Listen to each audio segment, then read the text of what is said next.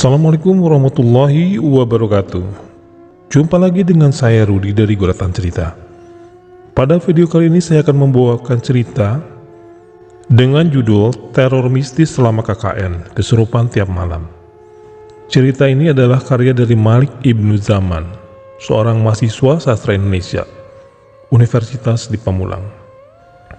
Bagi kalian yang baru menemukan channel ini, jangan lupa klik tombol subscribe, nyalakan lonceng notifikasinya, like dan juga komen. Tanpa berlama-lama, mari kita mulai ke ceritanya.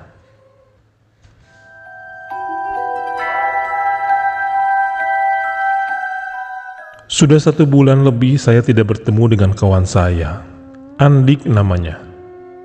Tentu saja ini bukan nama yang sebenarnya. Kami sama-sama aktif di sebuah organisasi primordial. Sebelumnya Andik sudah pamit kepada saya bahwa ia akan melakukan pengabdian masyarakat atau kuliah kerja nyata, atau bisa juga disingkat KKN, di sebuah daerah selama 1 bulan.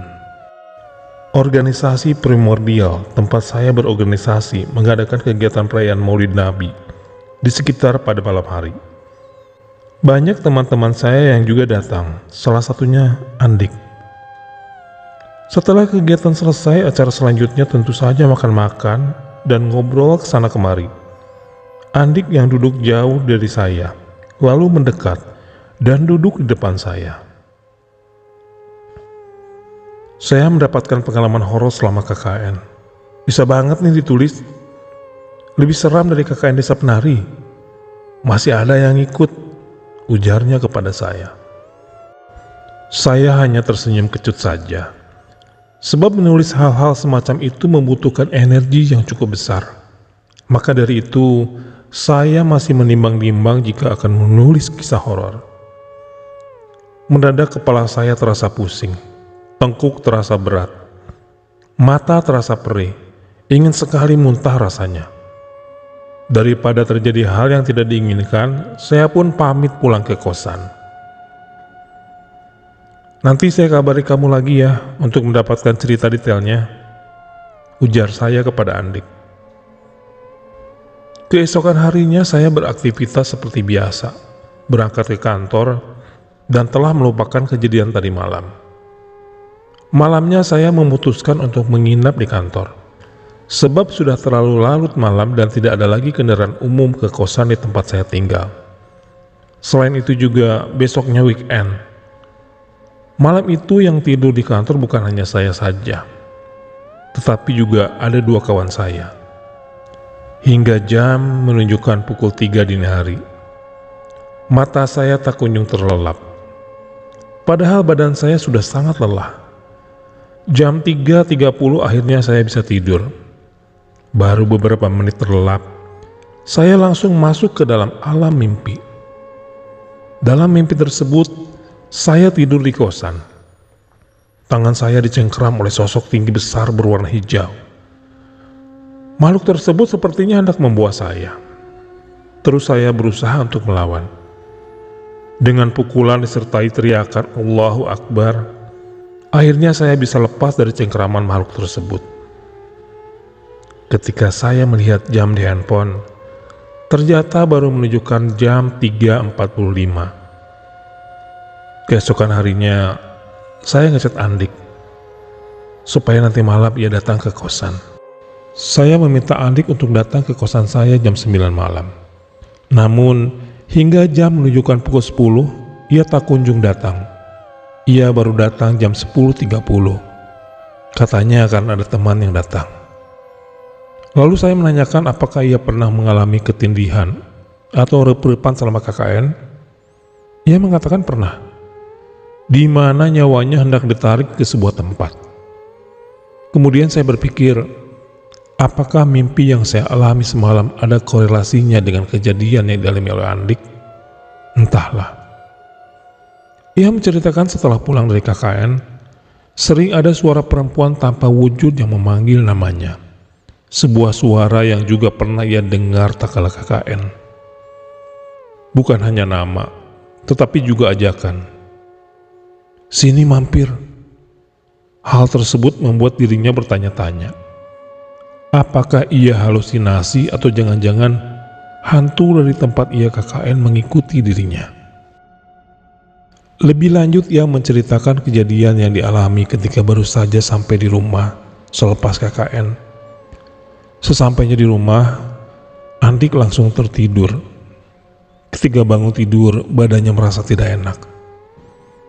Feelingnya mengatakan ada sebuah hal yang terjadi pada salah satu teman KKN-nya yang bernama Siti. Bergegas dia segera menelpon Siti. Bisa dikatakan Andik ini cinlok dengan Siti. Siti menceritakan bahwa di rumah kondisinya drop. Ditambah lagi dengan mimpi yang ia alami, membuat ia terus berpikiran dengan mimpi tersebut. Bingung mau cerita ke siapa. Lalu Siti pun menceritakan perihal mimpi yang ia alami di rumah. Dalam mimpinya, ia bersama dengan ibunya dikejar oleh cewek. Dalam mimpi tersebut, Siti muntah paku dan rambut. Kemudian, masih dalam mimpi itu, jalan yang ia lewati pun banjir. Setelah menceritakan mimpi tersebut kepada dirinya, Andik mengatakan kondisi Siti sudah membaik. Ia tidak merasa ketakutan lagi. Siti juga menceritakan kepada Andik perihal perkataan dari kerabatnya yang memiliki kemampuan spesial, bahwa jika tidak ada Andik, sebuah hal yang parah bisa saja menimpa kelompok KKN. KKN yang dilakukan oleh Andik tidak hanya berasal dari satu kampus, tetapi beragam kampus. Awalnya tidak ada hal aneh yang terjadi, seperti halnya KKN pada umumnya. Perkenalan teman satu kelompok, berangkat ke lokasi KKN, mendapatkan sambutan dari kepala desa. Salah satu program yang dilakukan oleh Andik adalah dakwah. Langkah pertama sebagai ketua kelompok adalah menemui tokoh setempat yang aktif dalam pengajian. Ditemuilah tokoh tersebut di rumahnya guna menyampaikan konsep kajian. Namun, tokoh tersebut secara tidak langsung menolak kajian tersebut. Kalaupun kami tidak boleh mengisi pengajian, izinkan kami ikut. Demikianlah ujar Andik. Keesokan harinya tokoh tersebut mengutus salah satu muridnya untuk menemui Andik. Murid tersebut menyampaikan bahwa selama ada mahasiswa KKN, pengajian akan diliburkan. Hal tersebut tentu saja membuat Andik terheran-heran. Andik menceritakan bahwa setiap malam salah satu anggota kelompoknya, perempuan bernama Deta, bukan nama sebenarnya, selalu mengalami kesurupan. Andik tidak mau berspekulasi, tetapi Deta mulai kesurupan sejak ia menemui tokoh tersebut. Beberapa hari sebelum kepulangan barulah Deta tidak kesurupan lagi. Pas malam pertama kesurupan, yang merasuk mengaku dari hutan samping belakang posko. Setiap kali Deta kesurupan, Andik yang menyadarkannya dengan membaca doa, dibantu anggota kelompok lain. Saya ini dari hutan samping belakang. Saya ini tidak suka dengan kedatangan kalian, karena mengganggu, berisik. Jangan berisik ketika malam, ujar sosok yang merasuki Deta. Keesokan harinya setelah dari pantai, Deta keluar dari posko berlari seorang diri, lalu dikejar. Begitu dibawa masuk, ia langsung kesurupan. Kalian ini lemah, kalian gak akan kuat. Demikianlah yang diucapkan oleh sosok yang merasuki Deta. Malam harinya, Deta kembali kesurupan. Kali ini ancaman yang diucapkan lebih jelas lagi, bahwasanya ia benci sama Andik, sebab ia kuat. Kedatangan dia mengganggu dukun. Andik pun semakin bingung apa yang sebenarnya terjadi. Ia pun meminta teman-temannya untuk tidak menceritakan hal ini kepada siapapun, karena bisa ruwet. Lalu keesokan harinya, sebagai ketua kelompok, Andik dipanggil oleh kepala desa.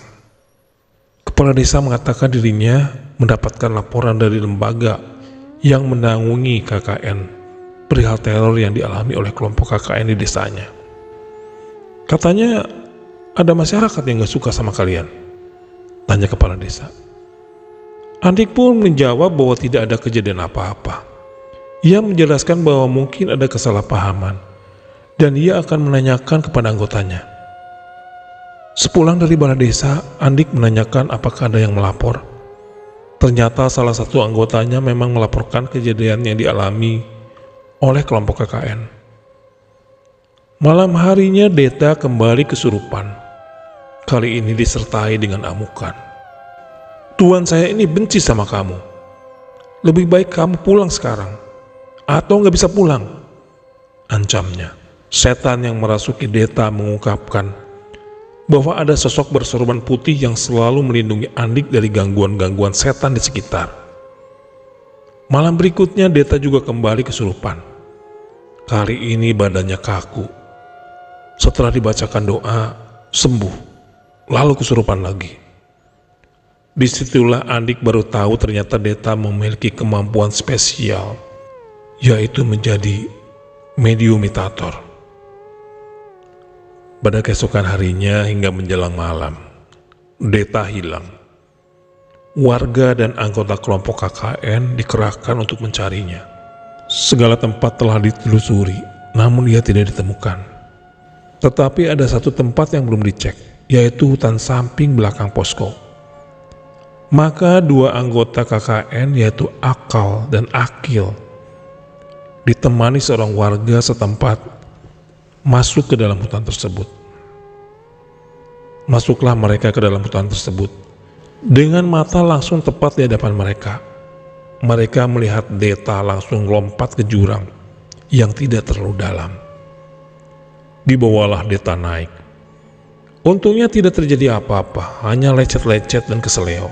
Dibawalah Deta kembali ke posko. Kemudian Andik mengobrol dengan beberapa warga. Para warga yang mengatakan ada satu pantai terlarang yang sudah dikunjungi oleh beberapa anggota KKN.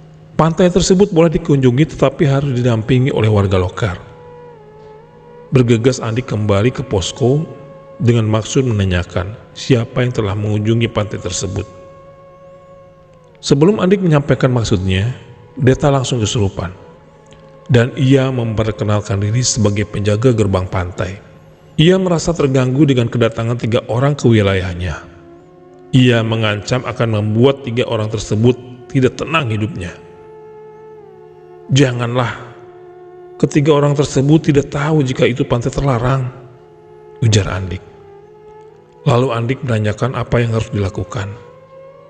Makhluk penjaga pantai itu menjawab bahwa ketiga orang tersebut harus meminta maaf.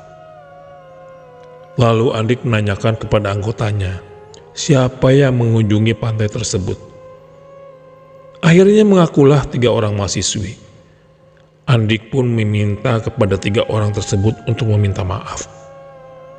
Awalnya ketiga orang tersebut tidak mau meminta maaf, tetapi akhirnya mau juga untuk meminta maaf. Begitupun dengan makhluk penjaga pantai, ia tidak mau menerima permintaan maaf. Setelah didesak oleh Andik terkait janjinya untuk menerima permintaan maaf, akhirnya ia mau untuk memaafkan. Ketiga mahasiswa tersebut dipanggil untuk masuk. Namun sebelum itu makhluk penjaga pantai yang merasuki tubuh Deta mengatakan, "Nanti dulu," sambil melirik ke samping. Ketiga mahasiswa tersebut masuk ke dalam dan meminta maaf. Tak berselang lama Deta kembali kesurupan lagi. Tetapi kali ini makhluk yang sama di malam-malam sebelumnya. "Apa yang dilakukan oleh kalian pasti akan ketahui oleh Tuan saya," ujarnya. Andik penasaran sebenarnya apa sih yang terjadi.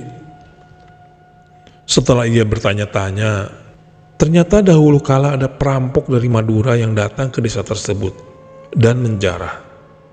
Andik menerka apa mungkin itu penyebabnya, karena ia memiliki darah Madura dari ayahnya. Sesampainya di rumah, ia masih mendapatkan teror suara perempuan yang memanggil namanya. Suara yang sama persis ia dengar di tempat KKN. Akhirnya saya menanyakan apakah ia membawa sesuatu dari tempat KKN. Ia menjawab iya. Ia membawa gelang. "Gelang kayu itu saya buat sendiri, bukan mengambil atau nemu," ujar Andik. Andik juga menceritakan bahwa teman KKN-nya yang bernama Siti, yang diceritakan di awal, dikirimi pelet oleh sesama teman KKN. Itulah akhir video dari guratan cerita kali ini.